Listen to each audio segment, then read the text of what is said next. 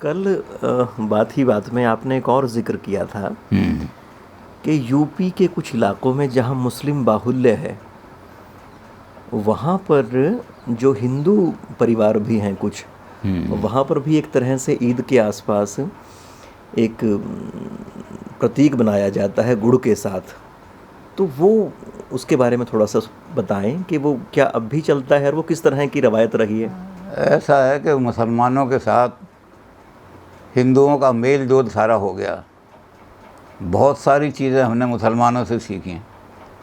जैसे चीनी के बर्तनों में खाना मुसलमानों ने सिखाया, नहीं तो हमारे यहाँ कोई ब्राह्मण एक बार जिस बर्तन को यूज़ कर लो उसको दोबारा यूज़ नहीं करता था। जो मिट्टी के बर्तन होते थे उनको फेंक देते थे। तो हमने मुसलमानों से बहुत सारी चीज़ें सीखी।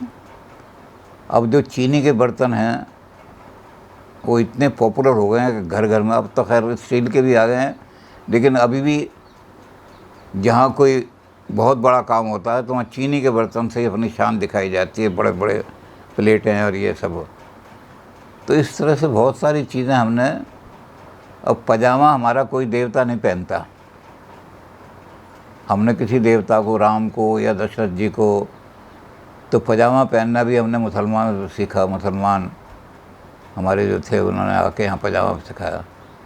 तो इस तरह की बहुत सारी रसूम हैं, बहुत सारी चीज़ें वो मुस्लिम के साथ रहते रहते हमारे। और मुसलमान राजा थे, राज दरबार में हमने नौकरी करनी थी, उनका प्रभाव भी पड़ता था सारा का सारा।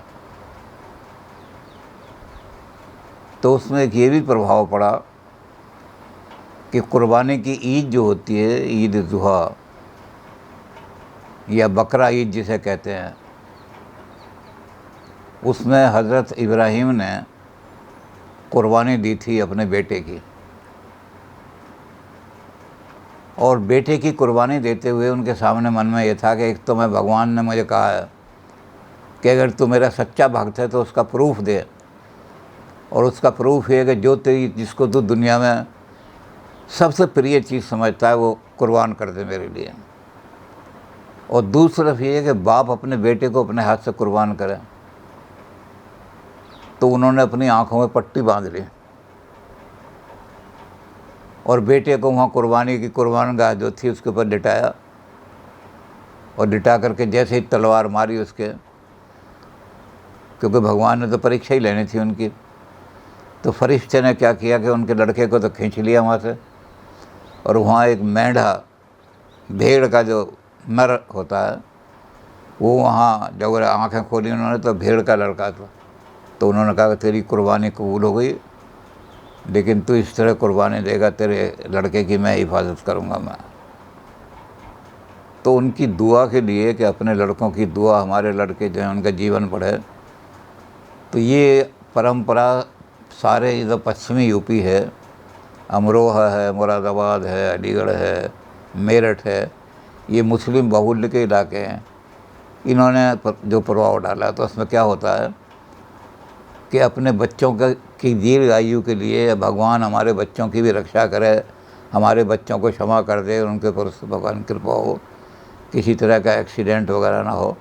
तो हिंदुओं के घरों में बकरे बनाए जाते हैं। अब वो ऐसा बकरा तो बनाते नहीं जो बाज़ार से ख़रीदते हैं। बहुत सारे मुसलमान ही नहीं, क्योंकि बकरा बड़ा महंगा होता है, तो बहुत सारे मुसलमान भी यही करते हैं। कुछ मुसलमान तो ये करते हैं कि 8-10 मुसलमान मिले और एक बकरे को उन्होंने ख़रीद लिया और सब ने हाथ लगा दिया, क्योंकि गरीबी के कारण से अमीर ख़रीद लेते पूरा। और कुछ जो बहुत ही गरीब हैं वो यही करते हैं जो हिंदू कर रहे हैं, कि वो गुड़ होता है, गुड़ को कूट लेते हैं अच्छी तरह, खूब कूट लिया तो बिल्कुल आटे जैसा बन जाता है, जैसे आटा होता है गूंथते हैं। और फिर उसका उन्होंने बकरा बनाते हैं, छोटा सा बना लिया या बड़ा बना लिया, उस पर वो काले तिल लगाते हैं। हिंदुओं के यहाँ ये सारी चीज़ होती है। और वो लगा करके उस बकरे को रखते हैं। और उस बकरे को फिर वो लड़के जो हैं बेटे से ही कुर्बानी के लिए बेटे के हाथ से उसको कटवाते हैं। और वो कट जाता है तो बेटे को खिला देते हैं उसका सिर बकरे का। तो ये परंपरा अभी तक चल रही है हिंदुओं के अंदर। ये परंपरा पूजा में, जिस दिन पूजा होती है उस दिन यही होता है कि अपने जो चकला बेलन होते हैं तो चकले के ऊपर वो स्वास्तिक बनाई और उस पर बकरा खड़ा कर दिया और उसको कुर्बानी दिलवा दी बकरे की।